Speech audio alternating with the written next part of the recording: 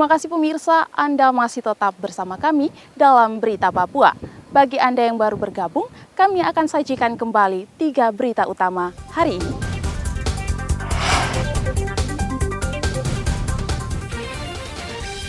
Dua pengedar ganja di Kerong dibekuk polisi.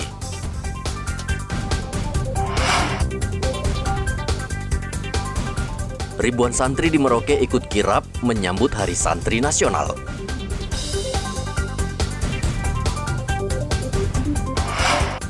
Wakil Presiden Ma'ruf Amin berdialog dengan tokoh agama di Jayapura.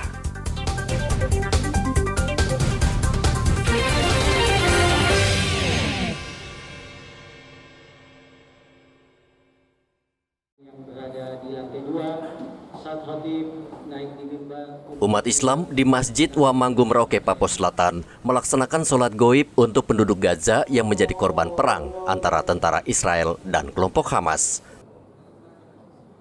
Sholat goib dilaksanakan di Masjid Wamanggu Merauke dan dipimpin khotib Kiai Haji Abdul Qadir. Penderitaan yang dialami rakyat Palestina di Gaza menjadi ujian bagi umat Islam, dan sebagai saudara umat Islam di Merauke sebaiknya mendoakan keselamatan kaum muslim di Gaza.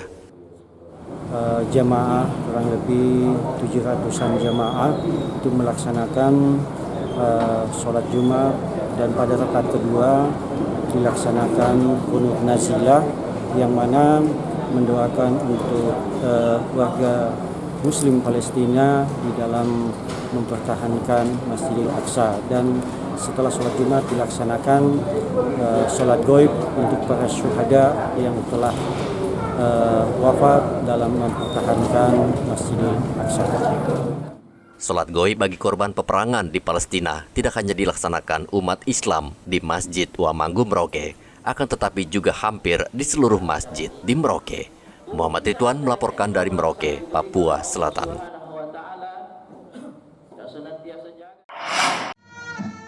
TNI Polri siap membantu KPU dan Bawaslu dalam mendistribusikan logistik ke tempat pemungutan suara atau TPS yang jauh, terpencil, dan sulit dijangkau.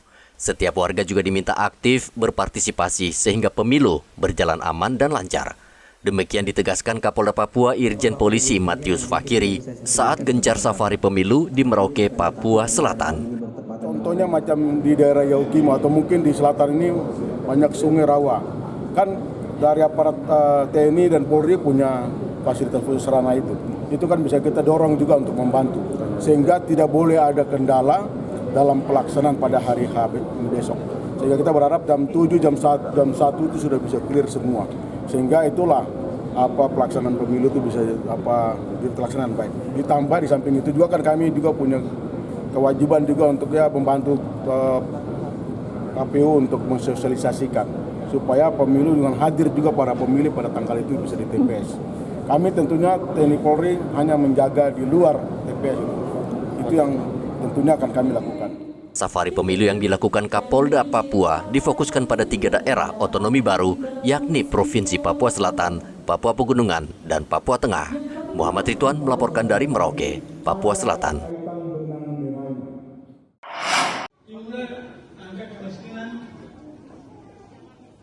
Pemerintah Papua Barat gencar menekan kasus stunting atau gagal tumbuh normal dan kemiskinan yang masih tinggi di Teluk Wondama. Gubernur Papua Barat Paulus Waterpauw menyerahkan bantuan sembako gratis kepada warga di daerah ini. Menurut Gubernur, stunting disebabkan selain kurang gizi, juga disebabkan pasangan yang menikah di bawah umur, sehingga mereka belum siap untuk mengasuh anak secara benar. Bagaimana untuk mendidik kita punya anak, jangan sampai gagal. Sebenarnya tidak boleh gagal. Seharusnya mereka punya kemampuan yang lebih atau gizi mereka terpenuhi lebih baik daripada zaman kita orang tua dulu. Betul lah tidak baik dulu, mama benar.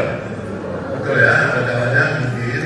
Mari, jangan lagi gengsi, jangan lagi ragu, jangan lagi malu. Tinggalkan semua hal seperti itu. Ya, angkat pacul, angkat cangkul, angkat parang, angkat tombak, angkat kelawai, angkat apa saja yang bisa diangkat bawah masuk hutan atau ke laut untuk cari apa yang kita mau cari. Pikir begitu, ya. Ini Tuhan kasih semua kehidupan ada di tanah ini. Ya, semoga kecil yang ada di bumi ini betul-betul harus kita manfaatkan dengan baik. Pasti itu dari provinsi sudah tiba di Gondama, masih banyak itu di hutan tapi sudah tetap dapat bantuan. Terima kasih bantuan. Jumlah penderita stunting di Wondama saat ini tercatat 200 balita. Sementara untuk Provinsi Papua Barat, jumlah stunting dalam 6 bulan terakhir sekitar 1.900 anak. Edi melaporkan dari Teluk Wondama, Papua Barat.